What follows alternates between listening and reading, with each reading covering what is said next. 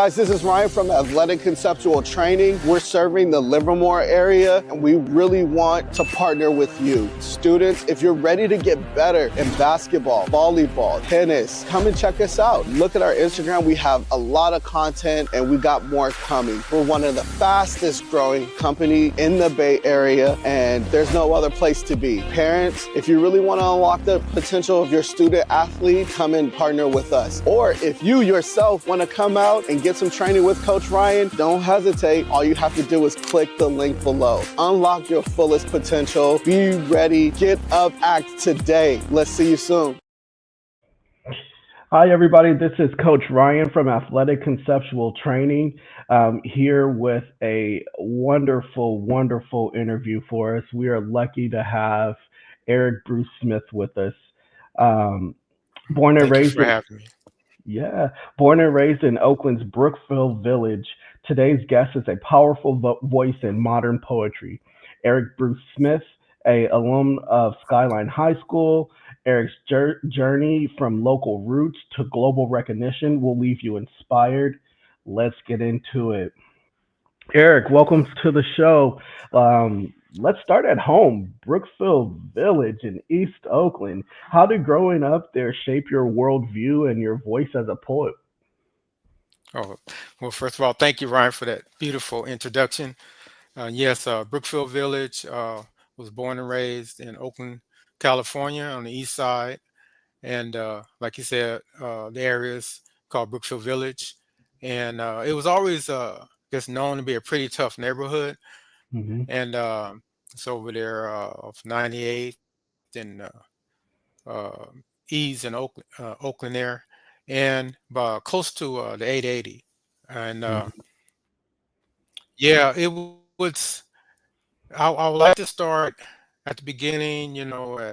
When I was young and in elementary, I remember being told that I would not amount to anything and things like that. Mm-hmm. And I always let things like that go in one ear and out the other because I knew my self-worth. I knew what I felt inside, and I would never let someone else dictate or tell me what I'm going to be or who who they think I am.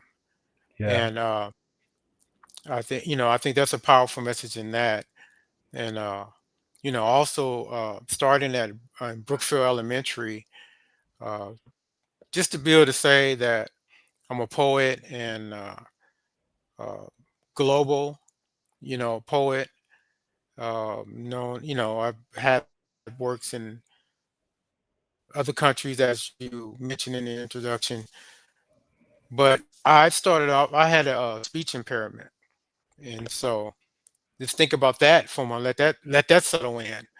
There's no way that I thought I would be sitting here talking about receiving any awards or writing books. Hmm. So I think that's special within itself. So Yeah. yeah, True. Brookfield Village. Sometimes what happens is you can get stereotyped, and well, you in there, you grew up there, and it's not all about the hearsay. It's about what really is, and we have good people that come out of many areas that are very talented. My area, we have Damian Lillard came out of my area. We have baseball players and who was it? Famous baseball players, and it's something where the stereotypes just don't stick. You Hmm. know, uh, we come from a area that we talk about Tony. Two of them grew up right around right around the corner from me. So matter of fact, one of the guys I used to do music with Antron Hill, who lived like a block away from me. He was one of the keyboard Wow. players. Yeah. Yeah, so some rich history there. Joe Morgan, it was the other person I was thinking about. Joe Morgan. Uh, yeah, he went to Brookfield Elementary. So I just want to share a couple things there, highlights there. Yeah. I mean, it's amazing because research that I continue to do, and the more I learn, Oakland in and of itself produced some very influential talent as in our culture. And I would argue Right. that without Oakland, some of that culture would have not been written the way that it was. Right. I agree. I went to Prince's private memorial, and only two of us from Oakland went. And I went because of my friend John Wesley Payne, who jammed with Prince, jammed with Larry Graham. Uh, Hmm. his band was called John Payne and the Hurt, and he had me where I was his road manager for 5 years. So I was Wow. around things like that. I met her and her daddy uh, at the was it forgot the theater down there in Vallejo. Anyway, this being around, you see what I'm saying? That type of Hmm. talent, uh, the other bass player for Forget Me Nots, Patrice Rushen, a lot of them songs that she had with a nice bass with that guy came from. So Freddie Mm. Freddie was his name. He was from Brook. Wow. So you see how Wow. rich it is? Yeah. Yeah. Yeah. Well, what first drew you to poetry and literature? Was there a specific moment or person that sparked your creative journey? Well, when actually a specific person, and I want to just get right down to it. What the truth is about that, how I came into that. When I was 8 years old, my mother died, and Mm. you probably wouldn't notice some of the problems I had from that. Just looking at me because I seem normal, like things didn't bother me, but those things did bother me around my birthday. I always land around Mother's Day, and Yeah. I had to find ways to cope when these things happen.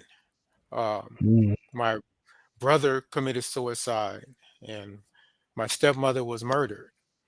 Wow. So, how this is where poetry came in at, uh, and it really started in church because my brother used to have me do communion speeches, and that's where I got my practice of speaking in front of people.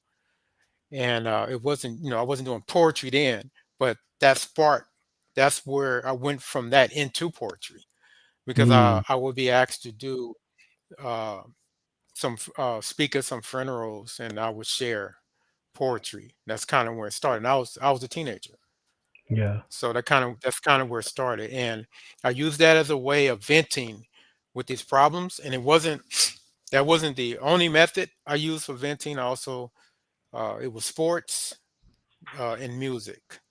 And as you Yeah. see, I already mentioned to you earlier about when I did some music with one of the Tonys. Yeah. So How yeah, did so that those.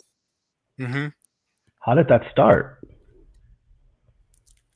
You mean the poetry and Yeah. the music, all of it? Yeah. um, wow, I think it was just I was in band with the drummer for the Tonys. I was in band in Madison Junior High, and yeah, that's a good question. How that started? I was just in the middle of all of it. Okay. My teacher was our teacher was Ron Burrs, and yes, he was a drummer in the band class, and I played the trumpet. And Got it. I think, yeah, that's where Wow. that connection came from. And then Yeah. I went from that playing the trumpet to playing keyboards, and then making songs and things like that. And so that's Did how that you came about. did you seek the trumpet, or like how did the trumpet start? I only ask because I play the Yeah. trumpet. Oh, okay. That's great. Yeah. I want to say I saw one of my older brothers playing, Okay. had a trumpet, and Yeah. and that kind of led me that way of being interested in it. My Yeah. older brother Cornell, and Awesome. yeah, so. I don't know if he That's, borrowed it from somebody else or what, but I saw it, yeah, and I was interested in that it's horn. fascinating. That's so And fascinating because it's not something yeah, that most people just gravitate to. hmm and yeah, I didn't want to leave out the other teacher's name. I said Mr. Birds and Miss Powell. Hmm. They, legendary teachers. Yeah, And I also want to talk about Mr. Flowers. That's kind of where the athletic things came in, and he would make us run at Madison Junior High, running around that track, and he saw my talent, and yeah, be at me to get out there and get those laps in, get those miles in. And yeah, so that's kind of where the athletic or sport thing, where at least I saw that I had some ability, started back yeah. then. So, Yeah, so because you did. I mhm. I'm so Go ahead. sorry. So you did end up Oh, running a little bit of track. yeah, I ended up running for from there. Uh, what was his name? Leonard Knowles used to be after me.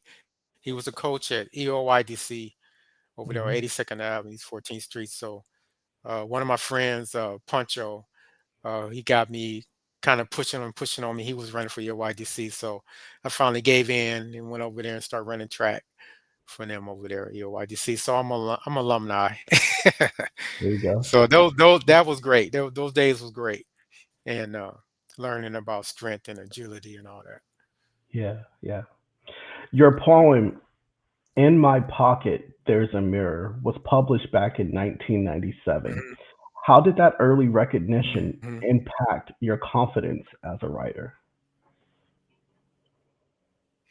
Um, yeah, that was very special. I went and talked to my friend Calvin Lathan about it. I saw the invite for the anthology, and he's another very talented writer, and he's also a comedian and DJ from the neighborhood. Hmm. But anyway, yeah, I told him, man, we should send some poetry to this anthology, and we did. And that was out of Ohio, the Poetry Guild, and it's special because they're not around no more. And Hmm. so, and it was my first published work. So I think, to me, that really showed me that someday I wanted to do a book. Someday I wanted to write my own anthology of Okay. poems. When I actually saw that book, when it actually was delivered, and I saw it, and it just lit a fire in me. Said, someday I'm going to do that. And yeah, this is the book you're talking about. Yeah, Oh wow. if you can see it. Yeah, Reflections of a Soul. yeah, very special. Yeah. You were also published in the Oakland Public Library with poems on the Gold Rush. Can you talk about what it meant to be part of a cultural and historical Mhm. literary project like that? Yeah, that was very special. Got the invite from Joyce E. Young. She was the collaborator, the director of that project. And it was a workshop, and we didn't know that it was going to be into a book. She told us later. So I went into the workshop, and what's special about this whole time going through that experience was that when I wrote poetry, I would only write what I felt from inside, or what I Hmm. felt was coming out. I would let things come out, but it was a challenge when I was asked to write on a particular subject. So that what makes 1998 special, because that was the first Mm. time I was asked to do that, and I delivered. And Yeah. it was very humbling experience, exciting experience. We would go into the Oakland Public Library, then go over to the museum. They had the Gold Rush exhibits going on, and she would have us go through the museum, and we go back to the library, and all she would tell us, write. And so it Mm. was just write on everything what you saw, and we did, and it was very special to be in there. And like you said, 1998. So basically, it's going on 27 years that I've been in the had some work in the Oakland Public Library. So that's, I would consider that to be legacy, Yeah. most Yeah. definitely. And if you don't mind, I would like to share one of those poems. Uh, So uh, let me show you yeah, the we book. would love that. This is the Wow. book. Yeah. Got it. Okay. And I thought it was really special too that the title of my poem is "Voices of the Gold Rush," and I always felt that the editor of this project took from my title. You see the title of the book, "Images and Voices of the Gold Rush." So I always felt special about that, for it Yeah. being a part of project with other writers. Yeah. So let me read that. Voices of the Gold Rush. The voices of the gold rush. Can you hear them? I hear a baby crying, left in miner's care. I hear Indians shouting, they're invading our land. They're invading our land. We were here first. Let's take a stand. Can you hear the voice of a black man living up north? This is a free state here. Don't you know? Run away, man. Run away. You're not a slave no more. Many blacks came from the South hoping for gold and freedom. Hallelujah. Hallelujah. I finally found gold. This means freedom for my wife and children. Now I'm going home. I can hear one screaming, I bought my freedom. I found the gold. But where's my family? Does anyone know? The voices of warning sound so near. Watch out for cholera. The disease spreads thick. If you see one fall with it, just get away quick.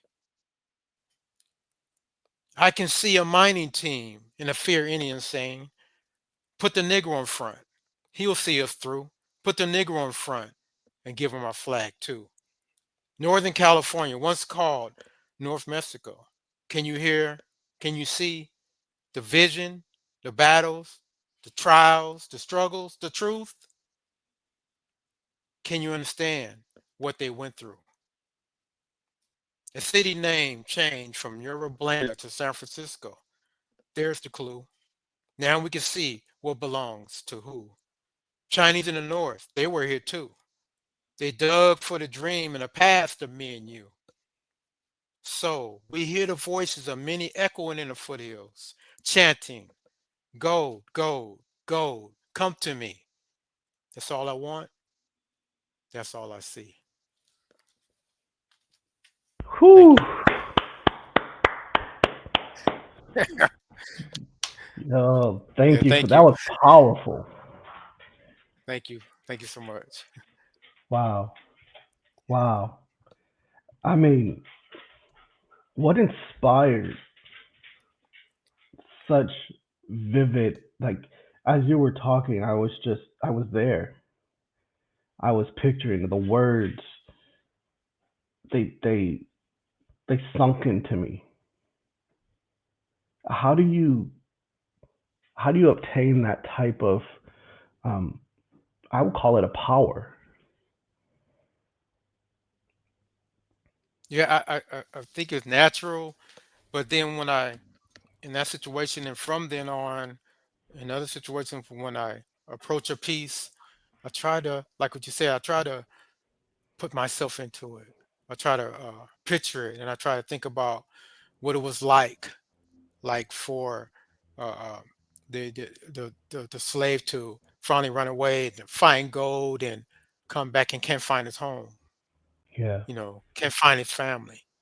So I try to envision that and the pain that must feel like. And Mm, I think that kind of helps me when I stay keep that focus and I go line from line, one step at a yeah. time, breaking down what I'm feeling, what I'm seeing. Wow. Thank you for that. Thank you. Um, your debut book, Hidden Pieces and Poems, really made waves. What inspired the title and the themes of peace, love, and community? Yeah, the hidden piece and poems. When I think about, like you said, the theme, the idea, the title, is that I'm looking at it from a view of the writer, the person that's writing it, and I have the idea that they like what they're writing, and when they like what they're writing, they may have a sense of peace of what they're putting down on paper. So what comes, the next part is that the reader, when the reader is picking it up, they may not on the onset in the beginning, and when they just read a little bit, really feel that piece that the writer uh, it just comes out of them. They may not even been trying to project it, but it just comes out of them. And then once they dive deeper into the project or into the work, then they may start to understand the piece that that writer is feeling about their work. So that's Hmm. kind of how I came up with that idea. Yeah, yeah. Wow. The book Yeah. cover When was you break it drawn down, by. when I break it down like that, it makes yeah. Uh-huh. Go ahead. I was. I'm sorry. Well, please finish your sentence. I was just Oh no, I going was on to the saying next question. when I break it down like that, it makes it simplified and it makes a lot of sense. It does. The way I break it down. Yeah. Hmm. That's- Um, the book cover was drawn by your daughter, Serena. That was Yeah. beautiful. How did that collaboration come together, and what Yeah. did it mean to you? That Oh, that meant a lot to me. That was very special. I thought it was an example of family, you know. Yeah. It it just pulls you in that warm feeling, a family, a reader will be able to pick up that and see that, and the first thing may come to mind, how special, how special that must be. And it might be something that other writers here want to do or do some type of duel with their children or someone else in their family because that's just something you just smile at. It's a heart thing, you know. Yeah. So yeah, that was really, really special. I couldn't stop smiling about that. Oh man, I Still bet. smiling. Yeah, yeah. Um, the And a talent, and she's talented. She's yeah, talented, you know. yeah, Beautiful, you know. yeah. I mean, I mean, they're beautiful. Is the that's all the description you need. Hmm.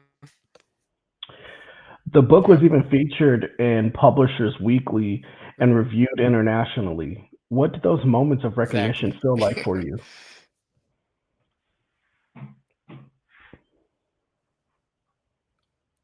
Oh, can you repeat that? It went out a little. Okay, I said the book was even featured in Publishers Weekly and reviewed internationally. What did those moments of recognition feel like for you? Oh, that was powerful too because in the beginning you want to know where you stand in a literary world, you know, Yeah. and you wonder.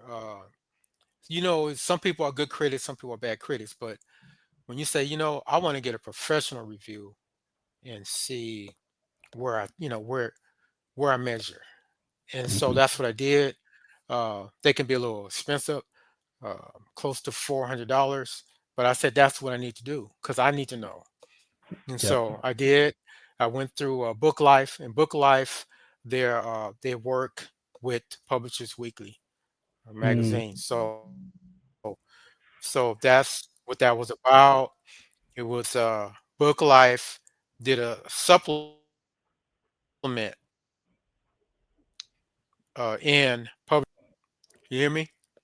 yes. Are you okay? Yeah, it went out a little bit. So Okay. when they do that and do a supplement in Publishers Weekly magazine, they go ahead and you know do a feature in the magazine. So that was special to see that critical, and they call it a critical review in Publishers Weekly magazine. Yeah, that was very special. And then not just it's just been special being in there. They gave me straight A's, Wow. cover, everything, interior, uh, context, yeah, I mean, interior style. They gave me straight A's. Talk about a confidence booster. So that's what I took away from that. It definitely gave me a lot of confidence, uh, Yeah. knowing that I was on the right track. You know, Yeah. your first time around, your debut book, and you nailed it. That's felt really good.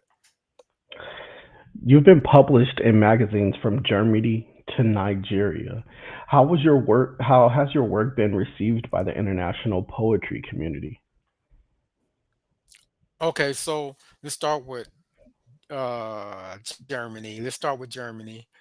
But the connection with Germany came from renowned author Renee Drummond Brown. She made that connection because what she did was a similar thing like Book Life, Mhm. because she does critical reviews, and she has her master's degree and all those things like that. And so when she did the critical review, and that was her connection, she hooked up with her friend in Germany and asked him to put that review in his magazine, and he agreed. Wow. And so that that was beautiful too. So she did the same Wow. thing. She did a critical review for me Yeah. of my book, and I'm in maybe like five of those magazines now since that connection she made Wow. for me. Yeah, and here's one of them. This is volume number 78 that I'm in, Uh, Oh wow. and you see it says Raven Cage, Yeah. and yes, yeah, I plan to do more of that. More of that. I appreciate uh, those beautiful connections, and getting back to Renee Drummond Brown. Since then, she has put me in multiple of her own global anthologies. And she's a renowned author out of Pittsburgh, Pennsylvania. And she's also my mentor. And I have two. The first lady, Joyce Young, that helped first helped me get into the library.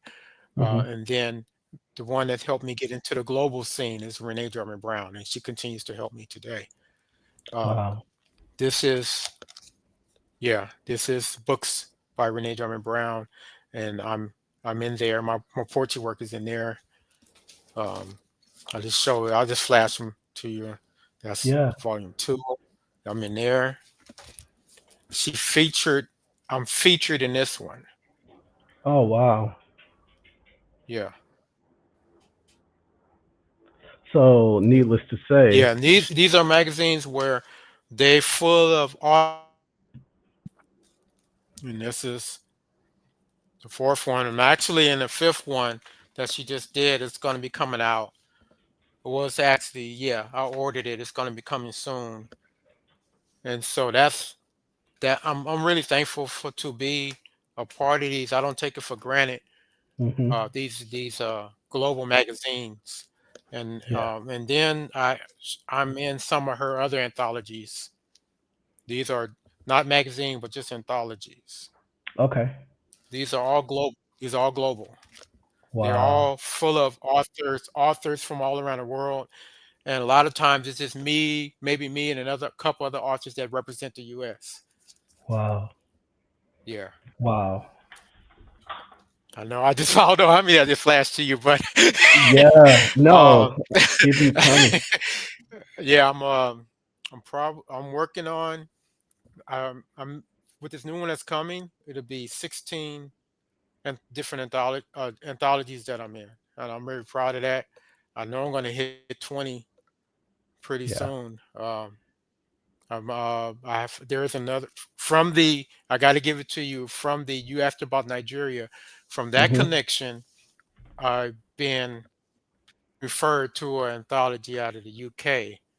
It's called the Golden Child Publications. And they contacted me through the connection from Nigeria. And now I'm in another one that's going to be coming this year. And I'll let you know when that one comes. But that one's special because I did a short story in that one. Oh, And that's cool. and that's another collaboration from writers from around the world. So that will be my 17 one when that one comes this year. So yeah, I'm going to hit 20 pretty soon. You've been busy. Yeah, Good thank thing. you. Yeah, thank you. Yeah. So yeah, I try to stay humble and keep working. Yeah. Needless to say, shout out Renee Drummond Brown. Yes, yes, very special lady. Yeah, she's always reaching out and she's caring and uh, she likes when your mind is literary. You're thinking literary. You're stuck on that and you want to branch out. You want to do more. You want to improve your literary. Okay, Hmm. you want to improve your literary presence, Hmm. and she's always willing to support that.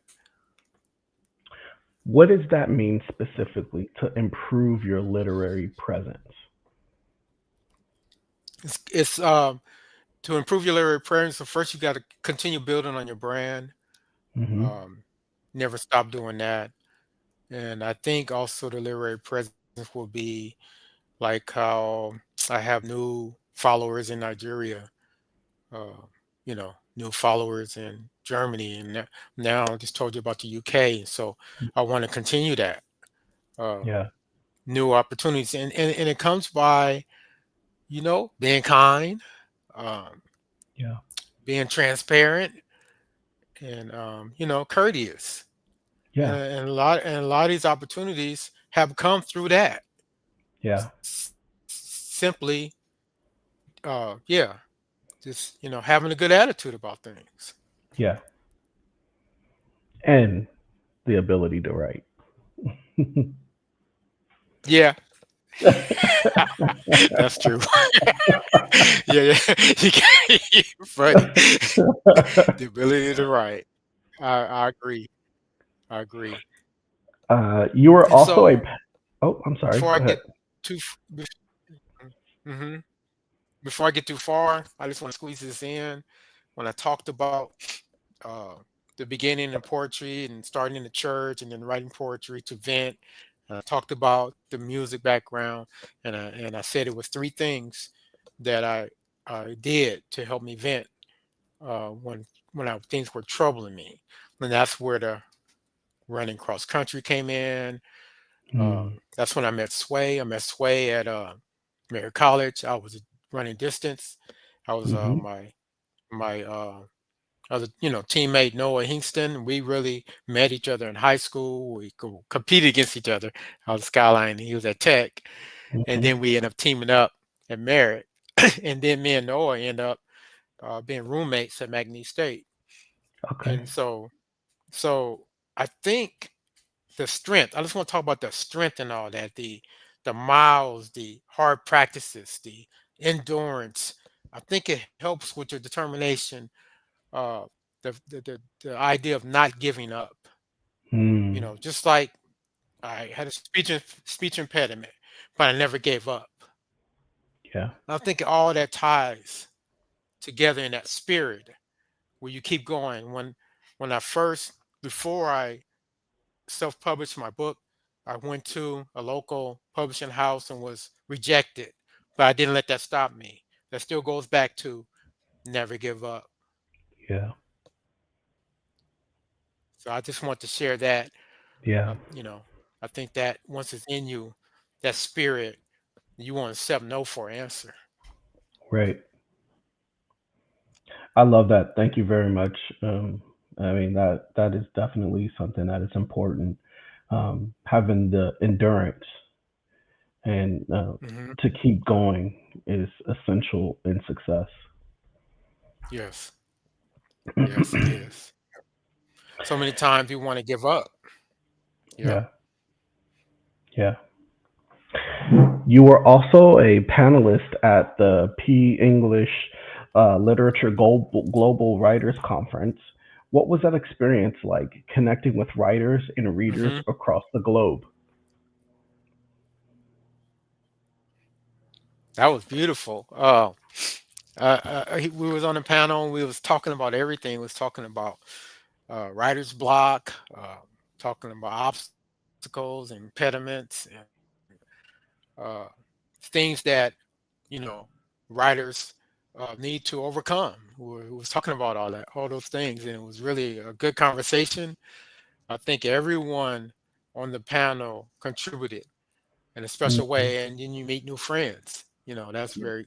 I've had one, my author friend, and she's in Kansas City, and she her name is Nicole Gillespie. We still connected to this day from that being on that panel. Yeah. We share with each other, authors supporting authors. Yep. We talk about things and we help each other. And that's beautiful. And we hope to do a collaboration someday. I really want to get her someday, and she already expressed. In 2023, I did it was called Inspirational Jazz and Poetry Show, where I Mm. was approached by a Stellar nominated saxophonist to do spoken word with him in a show. And I did it, and that was beautiful. It was beautiful. You can find some of that footage on my YouTube. And Okay. ever since I had did that, and Nicole Gillespie saw that, she was like, "When you do another one, you better let me know." I have no problem. I would love her to be there. She's a great writer. Yeah. Yes. So yeah. So those type of connections are the whole thing was just positive. The whole thing, you took away more from it than you thought you were. Mm. Yeah. Let's dive Yeah. into And your even second, even in that panelist. hmm Can even in I the say panelist. something about that? Yeah, the P English literature that was Yeah. put on by Peter Okonkwo. And the way I met him, like I told you, just may be in the right place, right time, being kind with someone who want to invite you for something. You know what I mean? Yeah.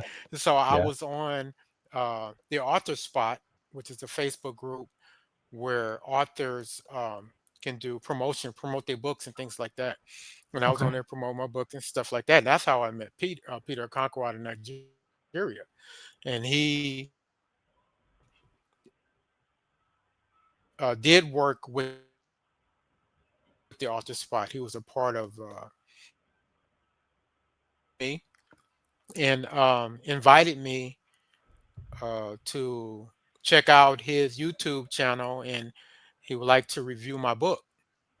Another person reviewed my book. Yeah. So we hooked up, and he ended up reviewing both of my books. And then from there, and then he uh, asked me to join the panel, and I did. And then it just grew and grew and grew, and then he continued. We continued to contact each other, continue to talk, and it was nice to have that international connection. Uh, where you're both on the same vibe length. It's very Yeah. very nice. And Yeah. so Peter, and so he had that going, the P English literature going on. Then he had some other things that he was involved in his country, and so in Acre, Nigeria, he decided, hey, there wasn't a book club in that area, so he went on ahead and he started that book club, and then That's nice. he contacted me again, yeah, and asked me would I like to be his first featured author. I'm not turning that down. Yes, because No, you're right. I'm always connected with Acre, Nigeria now because of Yeah. that. So I did Yeah. it, and it was all these young adults, young Nigerians that they read my book, and we had the discussion. And I was like on a satellite thing. Man, it was best experience I ever had. That sounds really Really wow. enjoyed it. Yeah. Yeah, Um, and then with that simultaneously, that's when he turned around and gave me a book award out in Nigeria. It was very beautiful. wow. Just yes. Connections.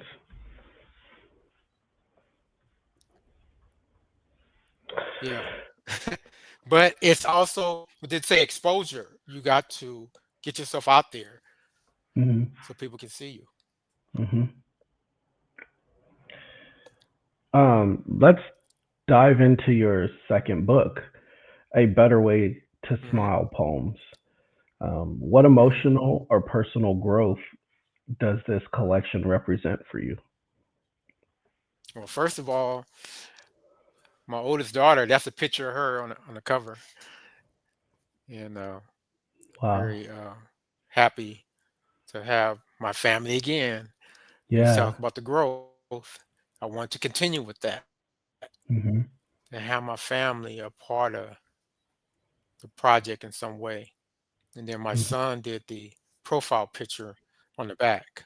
So I kept my Okay. family. So if I'm feeling proud about it, they're gonna feel proud about it too. You know what I mean? Yeah. So when you talk about a better way to smile, and it's about really how we go through things in life and we can have things really overwhelm us. But then when you see a person that going through some of the same stuff that you went through and they're still smiling, you be like, how they smiling? Right? Yeah. So it's like um, they they didn't let things overcome them, you know, to the extent where it took away their joy, it took away their happiness, it took away their focus. Hmm. They were able to understand, understand that through that they can keep smiling because they know life is going to keep happening, but they wasn't Yeah. going to let that change who they are. Yeah. So that's some of that. That's what that title means. A better Mm, way to smile. I love that. And I This. continued with family, like from the first book. Hmm. Hmm. Yeah. Yeah. Is that a theme that you Yeah, try I to keep? continued. Yeah. I don't know if I'm gonna continue with it. It just felt right. Yeah. It Yeah. felt right, and my poetry style. I want to talk about life. I talk about life, and I talk about struggles and pains, and hopefully words that can help someone, during a time of need. And Hmm. that's what it's about. This book earned you an award in Nigeria and was chosen for the Acure Book Club launch. How did that come about, and what did the Hmm. recognition mean to you? Yeah, I'll talk about what the recognition means. I think I kind of covered it when I talked about Peter Hmm. uh, Okonkwo. Hmm. The recognition, yeah, it's really nice. I think it helps the resume, it helps you build on your brand, Yeah. and it helps you keep driving forward. Yeah. You know, you keep reaching for more. You want to see what else is in store for you. Um, what else can you conquer or discover? Yeah. I think that's within that. I want to say something very special though about the second book. In both books. In the first book, I dedicated it to my parents. In the second book, I dedicated to my sister. And my Mm. sister is also an author Sharon Clark. And she had a very nice family heirloom book, 2014, called My Dear and Happy Foods. So I thought it was Mhm. very special. I think she may have cried when she read the book. This was special. Yeah, it was special to her. Yeah. You're a proud father and grandfather. How have your family and life experiences influenced your Hmm. poetry?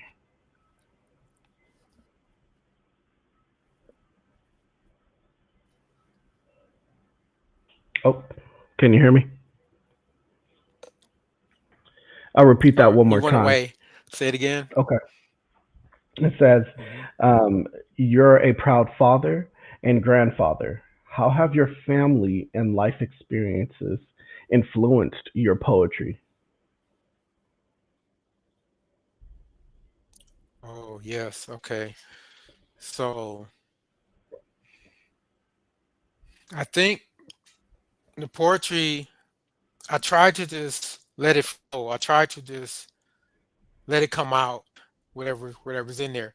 I think what it is when I'm feeling a certain way, I don't want to lose it. I don't want to lose the thought or whatever is stirring inside. And Mm, that's the first part where I need to get it out. What's there? What's trying to be displayed before anyone? I need to see it.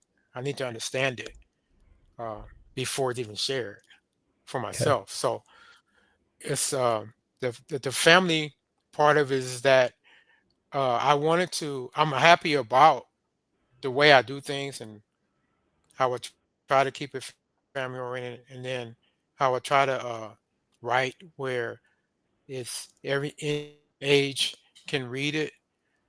That's important to me, so that I do want to inspire, uh, not only I inspire my children, but inspire others. And I think that was a special part of it because I wrote these books to inspire and to inspire my children, to let them know there's nothing you can't do.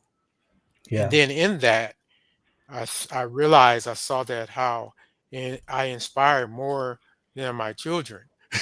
And I can tell by the phone calls I received from adults, actually, our Hmm. family members, older, asking me questions about the book and, giving their congratulations and also asking for advice on Yeah. getting started and writing their book. Then I realized that what I had done Yeah. as far as that connected family and friends. Wow, that must be such a rewarding feeling to have that happen. Yeah, yeah, it was very rewarding. For young writers, especially those coming up in places like Oakland, what advice would you give them about finding their voice and sticking with their craft?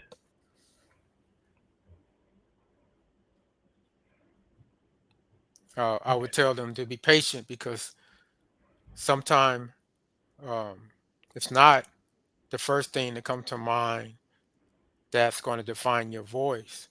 Sometimes you have to go through stepping stones. You have to go through things in life. You have to take a little more in before you find a place where God wants you to be. Mm, So you guys got to be patient with it.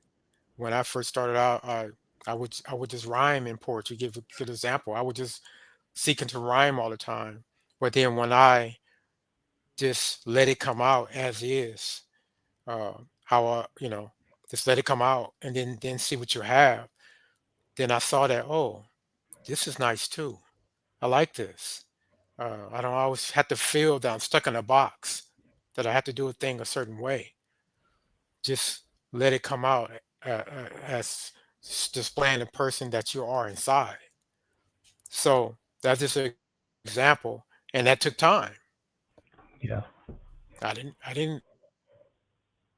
get it right away. I didn't get it as a teenager right away. No. So, but sticking with it though, knowing in your heart that this is something that you're going to be committed to. I think that's the part of you got to always know that you're going to be committed to wherever that is, your special part, your talent, and then you will grow. There was growth. I saw growth. And when you stay in there long enough, you know, you will grow and become better.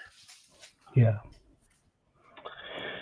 Where can people find your books, follow your work, or connect with you online? Okay. You can go to my website, baylitreading.com. That's BAYLITREADING.com.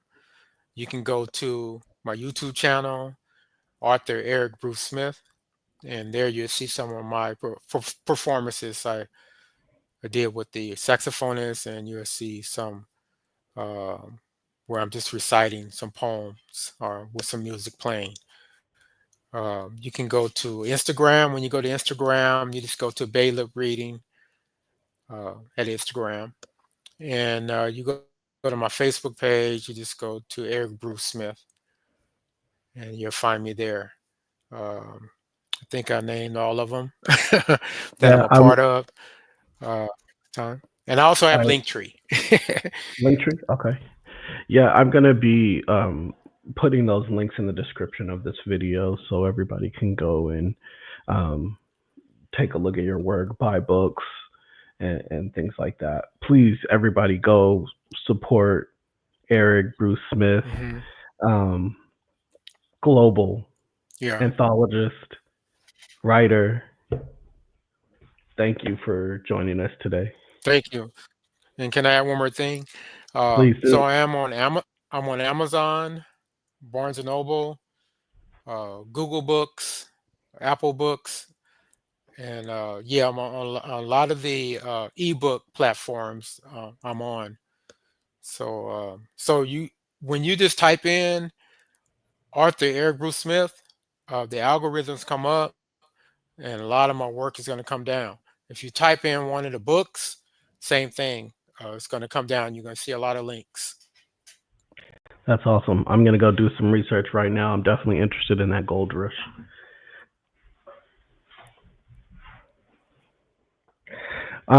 Everybody Well, you're inter- interested in what? in the gold rush book, Oh the, yeah, yeah. It's the special. It's a the special snippet. book. Yeah, the snippet that you gave me. Yeah, I'm just yeah. I have to go. Yeah, yeah. Both are special books. Both my books too are in the Oakland Public Library now in the Diamond Branch. Both for the Hidden Peace and Poems and Better with a Smile. I'm proud of that. Yeah. I was one of those kids who really loved the library, and the Oakland Public Library was so special to me. I loved going there, and just knowing Yeah. that I'm I, having the opportunity now to speak to an author whose book is in that library is just I'm in admiration right now, and I'm so humbled. oh, thank you. Thank you. I appreciate it. So I think that book should be in the main library and the Diamond Branch on Fruitvale.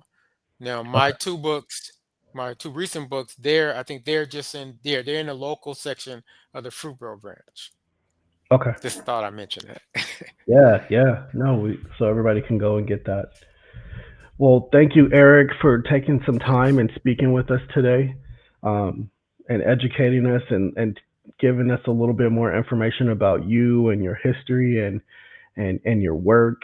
Um, I think I speak for everyone when I say we're all going to go run out and grab a piece of history, which is your work, and just to be a part of it. And I thank you for the work that you're doing. I thank you for continuing to mentor other kids. It was really nice seeing you and working with you at the Five North Invitational Track Yeah, and Field yes, Meet. yes. Yeah, that was Yeah, fun. yeah. Yeah, Um, I yeah. will. It was an honor. Glad to meet you too. It was an honor to meet you there. I didn't know. I've been knowing Connie for a while, so I Yeah, didn't know that you were her son. That was special to know that. yeah, yeah. Yeah. Thank you. Yeah, I mean, a lot of what you said really resonated with me as well because I'm in the beginning of my career and continuing to push forward and fight through is and not give up and things like that is something words that I definitely need to hear and having mentors and special people like you around Right. to lean on and learn from and Right. We watch. need that. We need that. Hmm. hmm it means a lot. Yeah, we need that. I think like I think Steph Curry got a book, The Little Boy Who Can, something like that. So hmm we need all those positive vibes and positive reinforcements that we can continue, we can do it, and we can reach the goal we're trying to reach. Yep. I would even say this. I feel such a special connection And I feel set apart because I feel that being from Oakland, I am truly from a legendary place. Yeah, that's And, special. and, Yeah, I I love agree. that. It's true. Hmm. Yeah, it's true, and I feel that too because I just surrounded around a lot of the special, talented people in Oakland. You know, you talked about Dwayne Wiggins. He passed. You know, we hear he passed away, and he had Beyonce on his label first, Yeah. Destiny Child.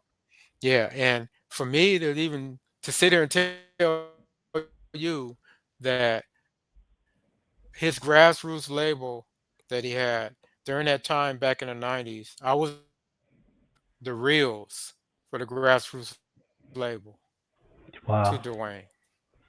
Yeah. So special. So I feel special being a part of that history. Yeah. Yeah. Well, Eric, this is Yeah, we so reached what the you end say of is rich, what you say is real. Okay. yeah, yeah, yeah. Um, and we're gonna continue to push, and we're gonna continue to influence, and we're gonna continue to win. I wish Yes, sir. you much Yes, sir. success. Thanks for having me. Yeah. Thank you. Ladies and gentlemen, this is Mr. Eric Bruce Smith. Again, go check him out on YouTube.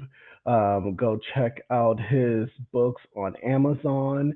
Links will be posted on the description of this video. Thank you guys for tuning in. You all have a good day, and we'll see you soon. Hey guys, this is Ryan from Athletic Conceptual Training. We're serving the Livermore area and we really want to partner with you. Students, if you're ready to get better in basketball, volleyball, tennis, come and check us out. Look at our Instagram. We have a lot of content and we got more coming. We're one of the fastest growing company in the Bay Area and there's no other place to be. Parents, if you really want to unlock the potential of your student athlete, come and partner with us. Or if you yourself want to come out and get some training with Coach Ryan, don't hesitate. All you have to do is click the link below. Unlock your fullest potential. Be ready. Get up, act today. Let's see you soon.